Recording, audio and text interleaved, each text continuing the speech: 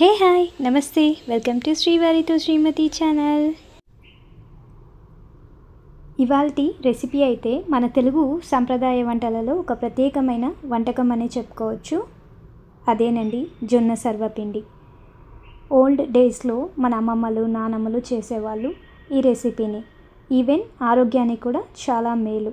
కానీ ఇప్పుడున్న ప్రజెంట్ సిచ్యువేషన్లో ఫాస్ట్ ఫుడ్ రెడీమేడ్ ఫుడ్కి అలవాటు పడ్డాం కదా. సో ఇప్పుడు ఈ పాతకాలపు వంటకాన్ని నేను మళ్ళీ మీకు గుర్తు చేస్తున్నాను. చూసేద్దాం తయారీ విధానం చెప్తూనే మధ్య మధ్యలో జొన్నలకున్న ప్రాముఖ్యత ఏంటో కూడా నేను మీతో షేర్ చేసుకుంటాను. ఇప్పుడైతే ఫస్ట్ ఒక బౌల్ తీసుకొని దాంట్లో ఫస్ట్ 2 కప్స్ జొన్న పిండిని తీసుకోవాలి. ఇక్కడ నేనైతే రెడీమేడ్ పౌడరే తీసుకున్నాను. కావాలంటే మనం మిషన్కి ఆడిచ్చిన పిండి కూడా తీసుకోవచ్చు. ఇక్కడ 2 కప్స్ జొన్న పిండి తీసుకున్నాను. ఇప్పుడు 1 కప్ రైస్ ఫ్లోర్ బియ్య పిండిని కూడా దీంట్లో యాడ్ చేసుకుంటూ ఉన్నాను. అలాగే ప్రిపేర్ చేసే ముందు ఒక 1 అవర్ శనగలని నానబెట్టి పెట్టుకోవాలి. పచ్చి శనగలు నానబెట్టుకుని ఉంటాం కదా, ఇది కూడా ఈ పిండిలో యాడ్ చేసుకునేద్దాం. ఇప్పుడు ఈ పచ్చి శనగలు అయితే ఒక 2 స్పూన్స్ నానబెట్టుకున్నాను. దీంట్లోనే వేయించిన పల్లీలు కూడా, పచ్చి శనగలు ఎంత తీసుకున్నామో అంతే క్వాంటిటీలో పల్లీలు కూడా యాడ్ చేసుకోవాలి. దీంట్లోనే 1 స్పూన్ అల్లం వెల్లుల్లి పేస్ట్ కూడా యాడ్ చేస్తున్నాను.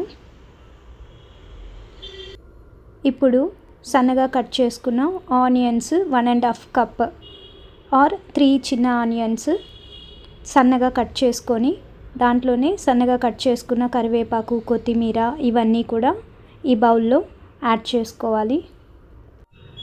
ఇక్కడైతే నేను కారానికి తగ్గట్టు పచ్చిమిర్చిని 1 స్పూన్ వేసా. అలాగే చిల్లీ ఫ్లేక్స్ కూడా యాడ్ చేశాను. రుచికి తగ్గ సాల్ట్ కూడా యాడ్ చేసుకోవాలి.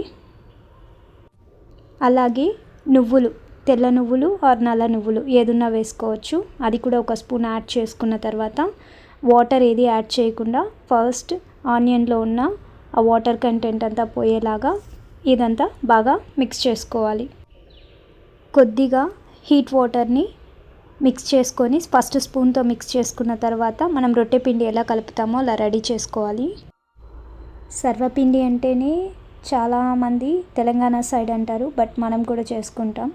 పాత రోజుల్లో ఉదయం టిఫిన్కి కానీ సాయంత్రం తినడానికి కానీ ఎక్కువగా చేసేవారు. స్పెషల్గా మట్టి గిన్నెల్లో కానీ ఇనుప ప్యాన్లో కానీ కాల్చేవాళ్ళు మందంగా ఉన్న వాటితో. ఇంకా రైతులు పొలానికి వెళ్ళే ముందు ఈ సర్వపిండి తిని ఆకలి అనేది తెలియకుండా ఎనర్జీగా ఉంటుందని కూడా చెప్తుంటారు. జొన్నలు అనేది ఏ రూపంలో తీసుకున్నా కూడా మన ఆరోగ్యానికి చాలా హెల్త్ బెనిఫిట్స్ ఉందండి. జొన్నల్లో అయితే అది జొన్న సంగటి రూపంలో కానివ్వండి, దోశలు కానివ్వండి, కుడుముల రూపంలో కానివ్వండి, ఇలా సర్వపిండి కానివ్వండి, ఏదైనా కూడా దాంట్లో ఉన్న హెల్త్ బెనిఫిట్స్ ఏంటో కూడా నేను ఎక్స్ప్లెయిన్ చేస్తాను. సో పిండిని ఇలా వేడి నీళ్ళంతా యాడ్ చేశాక వేడిగా ఉంటుంది కాబట్టి ఫస్ట్ 1 స్పూన్తో ఇలా బాగా మిక్స్ చేసుకున్న తర్వాత మనం రొట్టెలకైతే ఏ కన్సిస్టెన్సీలో పిండి కలుపుకుంటామో అలా ముద్దలాగా చేసి పెట్టుకోవాలి.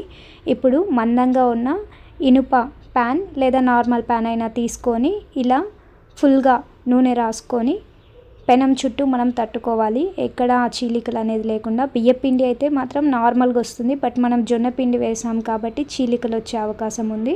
కాబట్టి అలా ఏది లేకుండా ఇలా రౌండ్గా స్ప్రెడ్ చేసుకోవాలి బాగా ప్యాన్కి. ఆయిల్ అయితే ఎక్స్ట్రా అయితే యాడ్ చేసే అవసరం లేదు. నేను ఇక్కడైతే 2 టేబుల్ స్పూన్ ఆయిల్ తీసుకున్నాను. ఇది కుక్ అయ్యడానికి ఈ 2 స్పూన్స్ ఆయిలే సరిపోతుంది దీనికి. ఇంకా మీకు క్రిస్పీనెస్ ఎక్కువ కావాలి అని అంటే అది కుక్ అయ్యేటప్పుడు కూడా మీరు ఆయిల్ అనేది యాడ్ చేసుకోవచ్చు. ఇలా ప్యాన్ పైన బాగా తట్టేసాక మధ్య మధ్యలో హోల్స్ కూడా పెట్టుకున్నామంటే ఆయిల్ అనేది సర్వపిండి ఫుల్గా కుక్ అవ్వడానికి హెల్ప్ఫుల్గా ఉంటుంది. సో ఇదైతే స్టవ్ మీద ఒక 15 మినిట్స్ సిమ్లో పెట్టామంటే బాగా కాలుతుంది. ఇలా మనము ప్యాన్లో తట్టుకునేటప్పుడు మరీ మందంగా కాకుండా అలానే మరీ పలుచగా కాకుండా చేసుకున్నామంటే బాగుంటుంది. ఒక 2 డేస్ అలా స్టోర్ ఉండాలంటే ఎక్కువ రోస్ట్ చేసుకుంటే సరిపోతుంది. ఈవెన్ మెత్తగా కావాలన్నా కూడా మనం దించుకొనే వచ్చండి. ఇది 1 సైడ్ రోస్ట్ అయితేనే చాలు, డబుల్ సైడ్ అవసరం లేదు. ఇప్పుడు నువ్వులు కొద్దిగా లైట్గా పైన చల్లుకొని అది కూడా బాగా స్ప్రెడ్ అయ్యేలాగా చూసుకొని పెనం మీద పెట్టడమే.